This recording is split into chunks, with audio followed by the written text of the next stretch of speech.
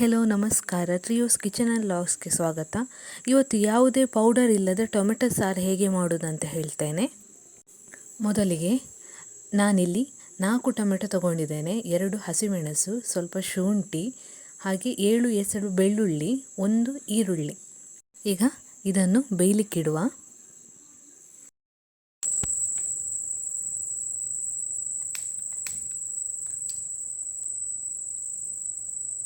ಈಗ ಪಾತ್ರೆಗೆ 4 ಲೋಟ ನೀರು ಹಾಕುವ.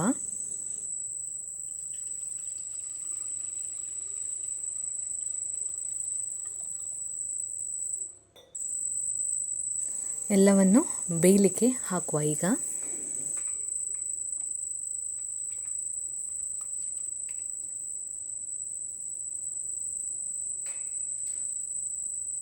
ಈಗ ಸ್ವಲ್ಪ ಉಪ್ಪು ಹಾಗೆ ಸ್ವಲ್ಪ ಅರಿಶಿನ ಹಾಕಿ ಬೇಯಲಿಕ್ಕೆ ಬಿಡುವ.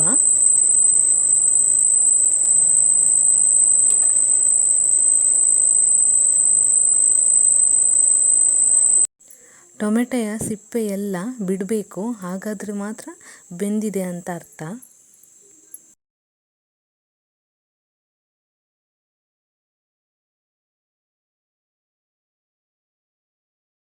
ಬೆಂದಿದೆ.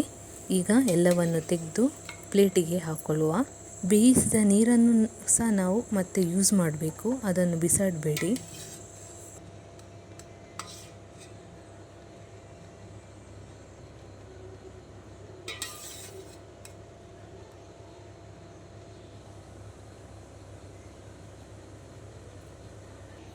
ಬಿಸಿ ತಣ್ಣಗಾಗಲಿ, ಮತ್ತು ಟೊಮೆಟೊಯ ಸಿಪ್ಪೆ ತೆಗೆದು ಸಪ್ರೇಟ್ ಮಾಡಬೇಕು. ನೋಡಿ, ಈ ಥರ ಸಿಪ್ಪೆ ತೆಗೀರಿ, ಅದನ್ನು ಬೇರೆ ಇಟ್ಕೊಳ್ಳಿ. ಹೀಗೆ ಎಲ್ಲ ಟೊಮೆಟೊಯ ಸಿಪ್ಪೆಯನ್ನು ತೆಗೀರಿ.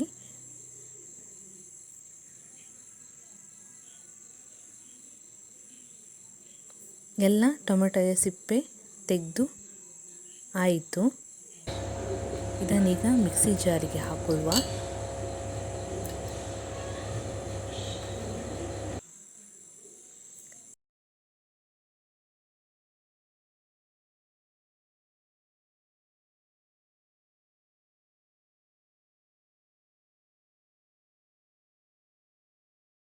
ಎಲ್ಲ ಮಿಕ್ಸಿ ಜಾರಿಗೆ ಹಾಕಿದ ನಂತರ ರುಬ್ಬಿಕೊಂಡು ಬರುವ.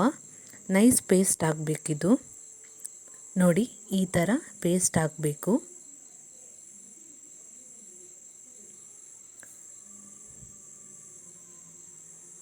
ಈಗ ಒಗ್ಗರಣೆಗೆ ರೆಡಿ ಮಾಡುವ. ನಾನಿಲ್ಲಿ 2 ಟೇಬಲ್ ಸ್ಪೂನ್ ಕೊಕೊನಟ್ ಆಯಿಲ್ ತೊಗೊಂಡಿದ್ದೇನೆ. ಎಣ್ಣೆ ಬಿಸಿ ಆದ ನಂತರ ಸ್ವಲ್ಪ ಸಾಸಿವೆ ಫ್ರೈ ಆದ ನಂತರ ಜಜ್ಜಿದ ಬೆಳ್ಳುಳ್ಳಿ ಹಾಕುವ. ಹಾಗೆ 2 ಒಣಮೆಣಸು, ಕರಿಬೇವು ಸೊಪ್ಪು ಹಾಕಿ ಫ್ರೈ ಮಾಡಿ. ಈಗ ಮಿಕ್ಸಿ ಜಾರಲ್ಲಿ ರುಬ್ಬಿದ ಟೊಮೆಟೊವನ್ನು ಹಾಕೊಳ್ಳುವ.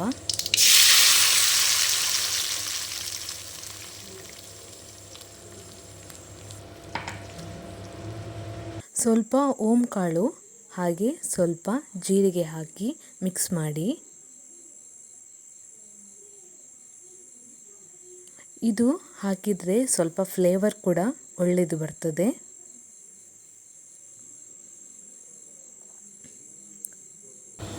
ಅರ್ಧ ಟೀ ಸ್ಪೂನು ಉಪ್ಪು ಹಾಕಿ ಮಿಕ್ಸ್ ಮಾಡಿ.